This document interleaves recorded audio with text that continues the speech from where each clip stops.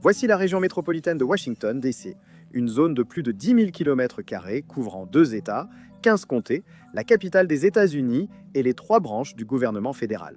Ce système ferroviaire, le Metro-Rail, est un réseau dense de 6 lignes desservant plus de 5,4 millions de personnes. Dans l'ensemble, le système de transport en commun de la région métropolitaine de Washington couvre D.C., la Virginie et le Maryland, offrant un service de transport à travers 91 stations, 50 boucles de retournement pour bus, 117 miles de voies ferrées et 54 parkings. C'est le 3e système de métro lourd le plus fréquenté des États-Unis, avec 93 millions de trajets de passagers en 22. Ensuite, il y a le Métrobus, qui fait circuler plus de 1500 bus sur 325 itinéraires. Si vous vous demandez ce qui rend tout cela si spécial, laissez-moi vous expliquer. Les transports publics de Washington sont essentiels grâce au développement axé sur le transport en commun. En gros, cela signifie qu'au lieu de construire des habitations, des lieux de détente, des écoles et des bureaux autour des routes, des autoroutes et des parkings, on construit ces infrastructures autour des transports publics de la ville. Les chemins de fer régionaux de Washington offrent un système à usage mixte, reliant le transport en commun à moins d'1 kilomètre des zones résidentielles, commerciales ou de travail. Cela signifie que les navetteurs peuvent descendre du métro et faire une courte marche ou un trajet à vélo jusqu'à leur prochaine destination. Grâce à ce système apparemment simple, 15% de la population active de la région se rend au travail en utilisant le métro. Et même si cela peut sembler peu comparé à des régions dotées d'une infrastructure remarquable comme New York, Singapour ou le Japon, c'est bien plus élevé que dans le reste du pays. À travers les États-Unis, en moyenne, seulement 5% des travailleurs utilisant les transports en commun pour se rendre au travail. Et cela empire encore. Seulement 2% des déplacements au total se font en transport en commun. La région métropolitaine de Dallas-Fort Worth l'illustre bien. Ces deux villes partagent le métroplex de Dallas-Fort Worth, avec seulement 161 lignes de bus, 4 tramways légers et 3 lignes ferroviaires pour 6,5 millions d'habitants. Le métro de Washington, bien que couvrant une zone 2 fois plus grande que la région métropolitaine, est si peu fréquent qu'il fait partie des rares villes où les usagers des transports gagnent plus que les automobilistes. Comment la région de Washington a-t-elle pris autant d'avance ? Grâce à un emplacement favorable, une planification continue et une forte implication communautaire. Pour comprendre comment cette région a acquis le statut de l'un des meilleurs systèmes de transport en commun du pays, traversons le Potomac. Dans les années 60, le petit comté d'Arlington, en Virginie, est sans doute le meilleur exemple d'aménagement axé sur les transports en commun de la région. Tout a débuté par un plan pour transformer la perception américaine des transports en commun et du logement alors que l'automobile dominait. Alors que la plupart des régions d'Amérique ont pleinement adopté le boom de l'automobile et tout ce qui l'accompagnait, les urbanistes, les promoteurs immobiliers et les citoyens d'Arlington ont vu une opportunité. Chaque grande crise de l'histoire a révélé la même erreur, de la Grande Dépression au krach financier de 2008. Les gens n'ont pas perdu d'argent par manque, mais parce qu'ils ont tout investi au même endroit. Je vais vous parler de Mintos. Diversifiez vos investissements, bénéficiez d'un revenu passif quotidien prévisible et recevez jusqu'à 350 € de bonus. Avec Mintos, vous prêtez de l'argent à des entreprises ou particuliers et touchez des intérêts fixes. Sur la plateforme Mintos, tout est très simple et le rendement attendu pour chaque prêt est fixé à l'avance sur la plateforme. Vous pouvez filtrer les prêts selon le rendement que vous souhaitez, le niveau de risque que vous êtes prêt à prendre, l'horizon de temps pour récupérer votre argent, le pays dans lequel vous voulez investir et même la devise. Mintos offre aussi des portefeuilles automatisés, évitant la surveillance continue grâce au réinvestissement automatique de vos rendements. Avec Mintos, le rendement moyen des prêts est d'environ 11%. Mintos est en activité depuis 2014, compte plus de 600 000 utilisateurs et est réglementé dans l'Union européenne sous MiFID. Et comme vous venez par ma chaîne, vous bénéficierez d'un bonus exclusif allant jusqu'à 350 € à partir d'un investissement de 500 €. Cliquez sur le lien ou scannez le QR code pour l'obtenir maintenant. Des rendements stables, aucun risque pour vos investissements et en plus, un bonus. Ne ratez pas cette opportunité et bonne chance. La proximité de la capitale a poussé les employés fédéraux à chercher des logements, le boom démographique attirant des familles à Washington et autour. Ils avaient aussi besoin de bureaux et le comté d'Arlington a vite construit des centaines de bâtiments pour cela. Les urbanistes et habitants voulaient plus d'habitants, mais refusaient que l'urbanisation rapide, routes larges et parkings nuisent au charme et à la tradition du comté. Alors la communauté s'est réunie pour créer ceci, l'approche en cible. Vous voyez les zones rouges? Elles représentent un plan visant à regrouper les endroits à plus forte densité comme les bureaux, les commerces, les écoles, les espaces verts et les habitations à distance de marche d'un nouveau système ferroviaire. Cela offrirait instantanément un transport abordable à des milliers de personnes, tout en encourageant une réduction de la congestion due à l'utilisation des voitures, en minimisant la circulation, en réduisant les factures d'essence, en supprimant les immenses parkings et les frais de stationnement, et en rendant la vie plus abordable pour les familles. Mais il y avait un problème.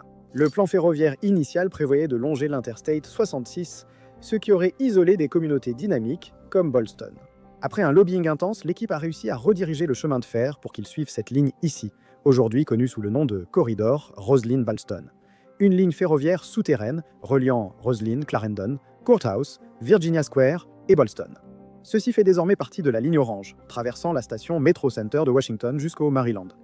Aujourd'hui, chaque station a une particularité. Par exemple, Virginia Square compte plusieurs centres éducatifs, tandis que Roslyn est un centre d'affaires. Il y a 7 villages urbains à usage mixte, entièrement accessibles à pied et à vélo le long du métro. Le développement du corridor Roslyn-Ballston a abouti à 47 000 logements, 6 millions de pieds carrés de commerce et 36 millions de pieds carrés d'espace de travail. De plus, 45% des trajets d'Arlington à Washington se font en transport en commun. 22% des foyers d'Arlington n'ont pas de voiture, ce qui contribue au fait que 16% des ménages de l'ensemble de la région métropolitaine n'ont pas de voiture. En fait, à Arlington, seulement 40% des déplacements se font uniquement en voiture, et 16% de tous les trajets se font à pied.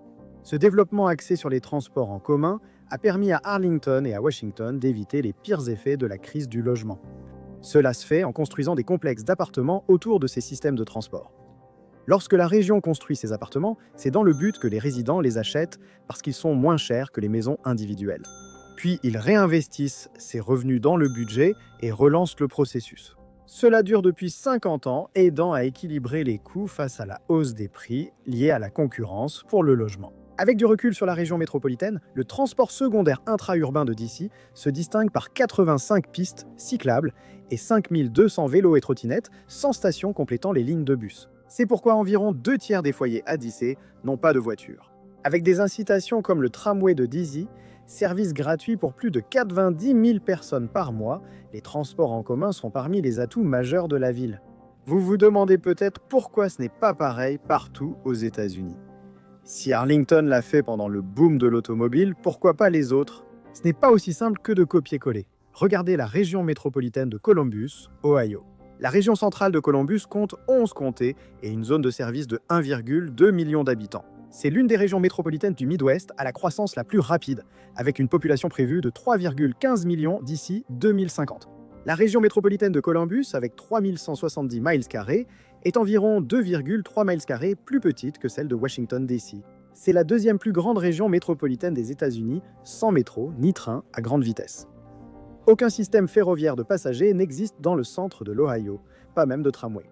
Ceux qui prennent les transports en commun utilisent les bus, qui effectuent 18 millions de trajets par an sur 44 lignes, avec environ 440 bus. Ça fonctionne pour l'instant, mais la suppression de services de bus essentiels, comme la navette gratuite du centre-ville, réduit encore les options des habitants. Columbus attend toujours 2 lignes Amtrak, l'une pour relier la capitale à Cleveland, Dayton et Cincinnati, et l'autre à Cleveland, Toledo et Detroit. Des projets AP sont en cours, mais les habitants devront attendre jusqu'en 2035 pour que cela devienne réalité. Pour l'instant, les voyageurs interurbains devront compter sur des fournisseurs comme Greyhound et Baron Bus. Fait intéressant, Columbus a l'un des meilleurs classements nationaux pour les trajets en voiture, avec une moyenne de 24 minutes pour aller au travail.